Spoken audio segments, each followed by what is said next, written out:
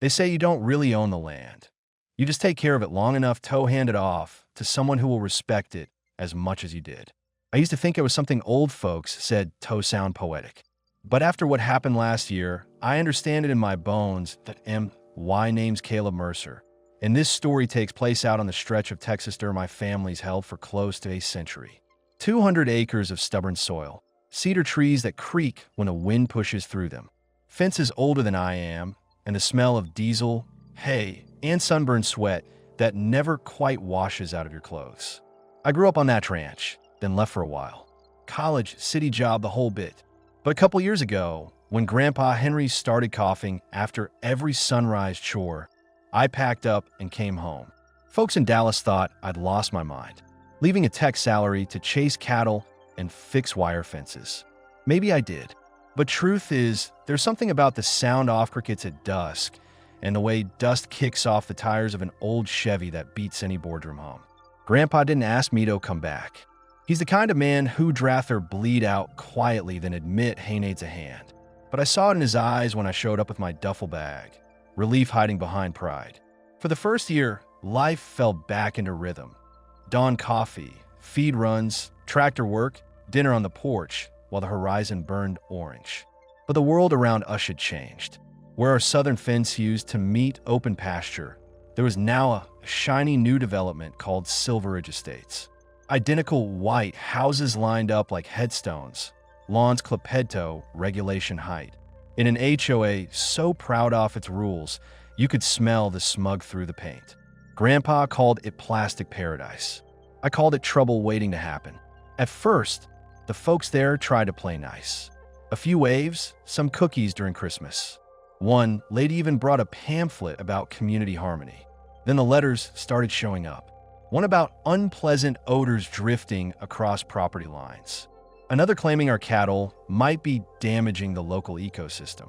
My favorite was laminated. Said methane from livestock violated their air quality goals. It framed that one and hung it right above the outhouse. Grandpa didn't bother reading them. He'd grunt, spit tobacco into an old Folder's can, and mutter, "Ain't nothing greener than jealousy, boy." Let him choke on their own fertilizer. But even he started watching that fence line more closely. You could tell the piece between two worlds, the ranch and the suburb, was paper thin. Then one morning, I spotted something that tore that paper clean in half. Behind the barn, half hidden by star shade, sat a white pickup I didn't recognize. Brand new, glossy as Auding ring with a blinking amber light on top. It wasn't a sheriff's truck. No county markings, just a magnetic decal that read Silver Ridge HOA Enforcement Unit. I walked up slow, filming with my phone. The guy inside looked mid-30s, tan from a bottle, wearing wraparound shades that screamed mall cop energy. I asked it calm as Sunday, "You got a reason for sitting on private property?" He smiled like he was the sheriff of a sandbox. "Routine environmental perimeter check," he said, tapping an iPad. "We've had reports of runoff contamination from your side. Affects community air quality." I blinked. Air quality. Hinted like he'd rehearsed the phrase. Livestock waste, brush piles, uncontained odors. "We're just ensuring nothing leaks across the buffer zone." Buffer zone. I stepped closer. "That's Myland you're on, son. And you crossed thinly buffer that matters. The fence. Now, unless you've got a warrant, you best turn that truck around." He smirked, leaning back. "Technically, sir, the HOA Carter authorizes perimeter inspections for any property influencing community well-being." "Technically," I said, resting my hand on the door frame. "Texas law says I can defend my property if I feel threatened. And right now you're making it real tempting." His jaw twitched. He mumbled something about refusing compliance and started talking loudly into his phone, probably hoping whoever called would come rescue him. It turned on my heel and walked toward the porch, heart thudding, teeth grinding. Grandpa was there like always. Cup of coffee in hand, face unreadable. "Problem?" he asked. "Some HOA clown spark behind the barn." I said, "Claims inspecting our air." Grandpa's eyes narrowed. "You still out there?" "Yep." Hesed his cup down, wiped his hands on his jeans, and asked real quiet, "Tractor still got that winch on it?" I stared. "You serious, son?" he said, sliding on his hat. You don't argue with a mosquito. You swat it. 5 minutes later, the winch cable was hooked to the back off that shiny white truck. The guy locked his doors and started filming us like we were the criminals. Grandpa motioned for me to start the engine. The chain went tight, then jerked once, twice before the tires gave up and slid. That I'll never forget the look on that man's face, like a possum realizing it's not the biggest animal in the field. Wedge ragged his rig 20 yards down the slope until the front bumper dipped into the muddy creek. He bailed, shrieking something about assault and federal property. Grandpa just tipped his hat and said, "You wanted to inspect runoff? Congratulations, you found it." Later that day, 2 real deputies came by, Deputy Rowe and his partner. They watched the footage, looked at the ruts, and one of them grinned so hard he nearly choked. "So, let me get this straight." Rowe said, "He drove on your land without permission, ignored warnings, and you relocated his truck. That's the shape off it," Grandpa said. Rowe nodded.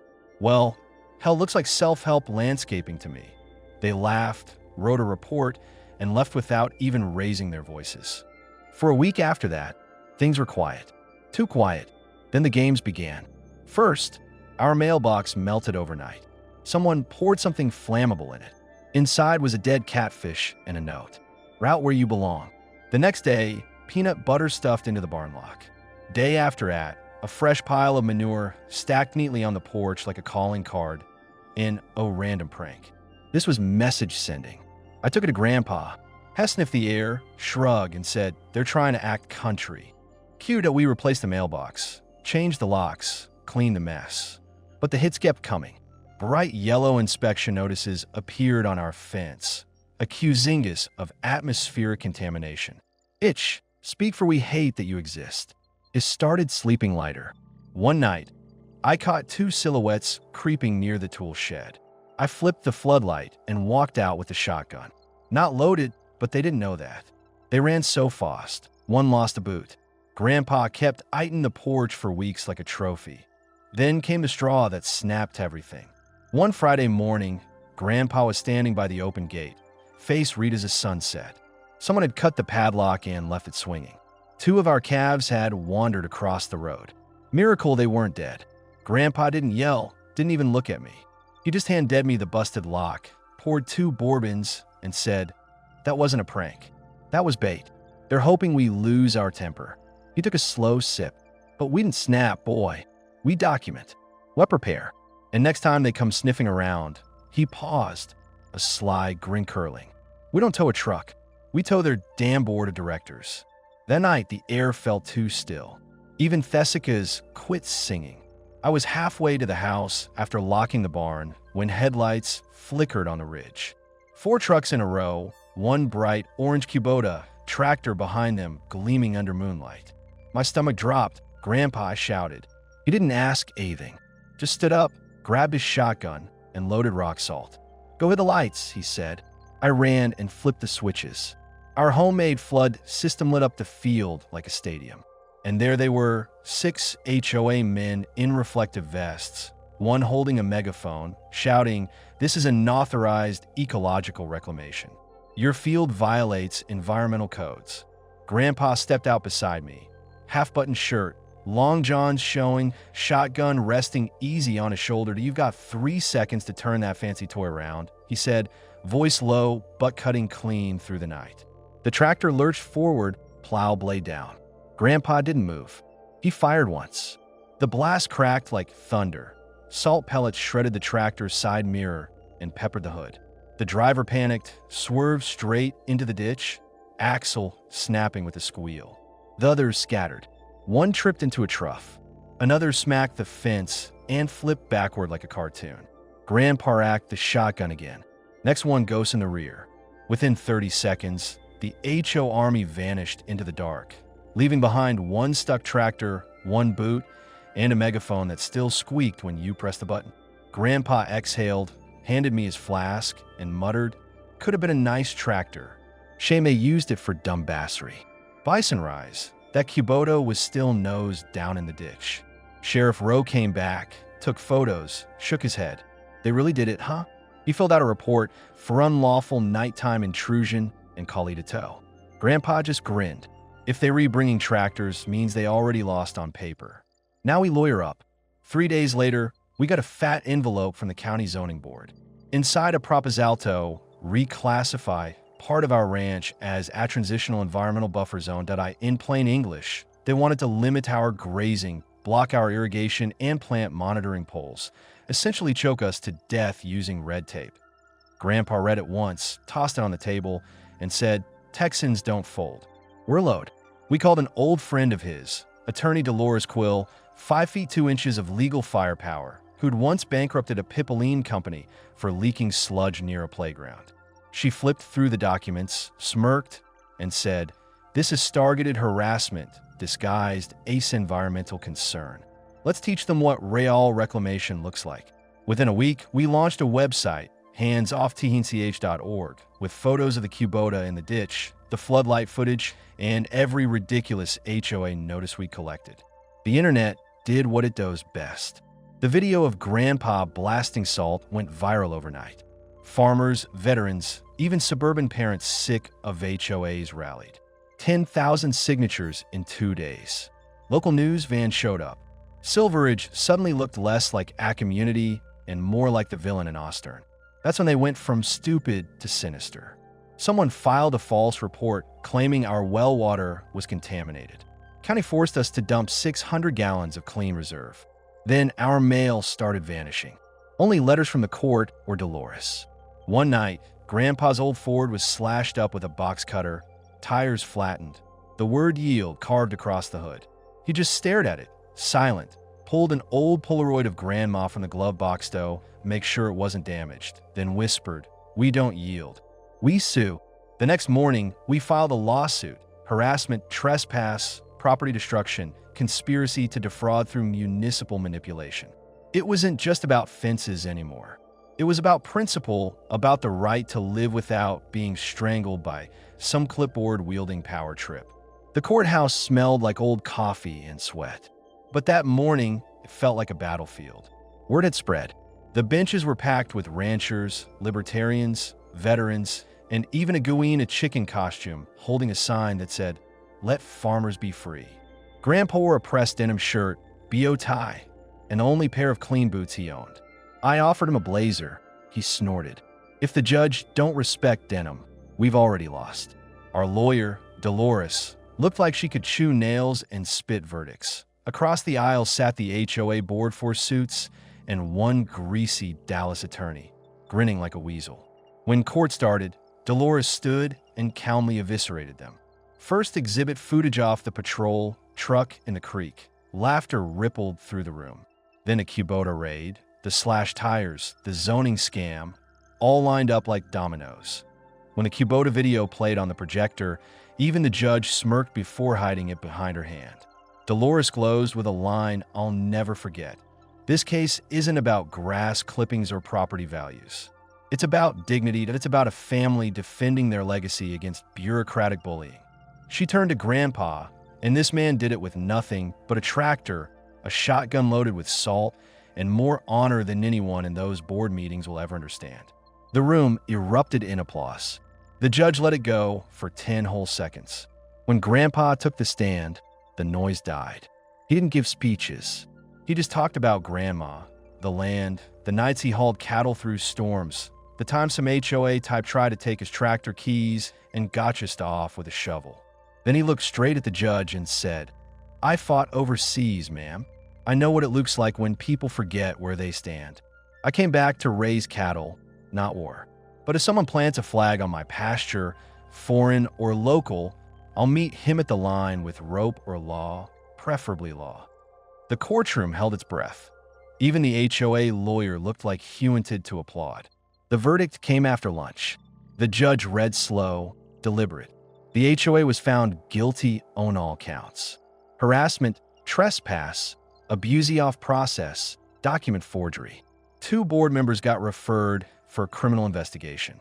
Damages $220,000, plus legal fees, plus a 5-year suspension of HOA patrols. Dolores smiled. Grandpa nodded once and muttered, "That'll pay for a new roof and a bigger salt bin." Outside, cameras flashed.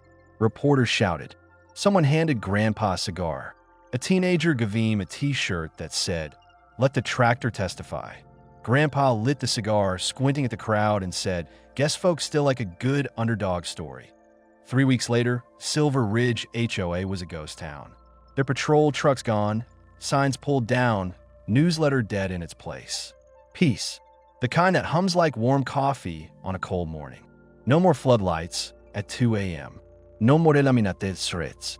Just cows, wind, and Grandpa snoring on the porch. The settlement money didn't change us much. Grandpa fixed a barn roof, bought a custom salt spreader he painted bright red, and labeled HOA Remover.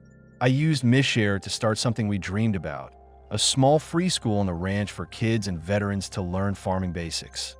No bureaucracy, no forms, just soil and sweat and the kind of lessons you can't Google. Grandpa called it recruiting for the resistance. But the history didn't stop there.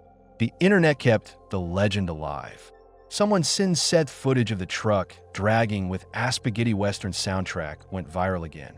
Letters started arriving from as far as Vermont and Idaho. People sent mugs, postcards, even a carved sign that read, "If you can read this, you're on private property. Bring coffee or back away slowly." We hung it on the front gate. Every July, now, we host a barbecue called Tractor Justice Day. Neighbors come, even a few from Silver Ridge. Turns out most of them hated their board too. We serve brisket, cornbread, and one game. Pin the citation on the HOA. Last summer, Grandpa sat by the grill, whiskey in hand, surrounded by kids asking him what reclamation meant. That he chuckled and said, "Means taking back what's yours, starting with the space between your ears."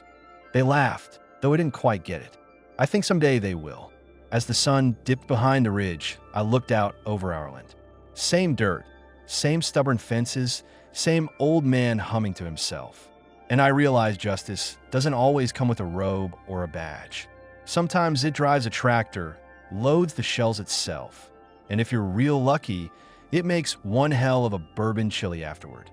So, that's the story of how an HOA patrol learned what boundaries really mean. And if you've ever dealt with someone who thought rules made them king, well, drop a comment below. Tell me if you'd have done the same, or if you think we went too far. Either way, thanks for listening. Out here, we measure right and wrong, not by policy, but by how a man stands when someone crosses his line. And if you ever find yourself out near Mercer Ranch, follow a fence till you see the old sign. It'll tell you everything you need to know. Private property trespassers will be educated.